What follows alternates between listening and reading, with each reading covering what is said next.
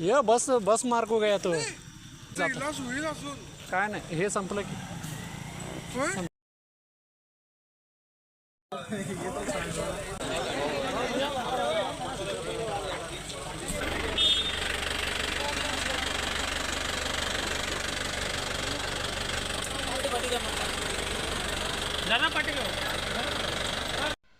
नमस्कार, जोडा वार्तामध्ये तुमचं सगळ्यांचं स्वागत.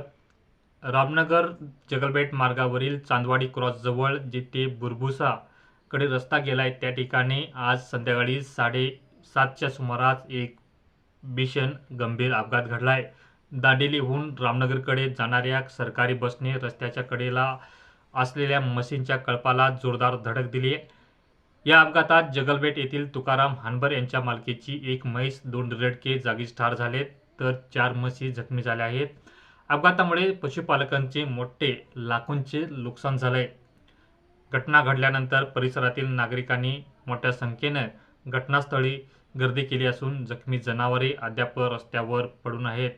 अपघातानंतर काही काळ परिसरात तणावाचं वातावरण निर्माण झालंय.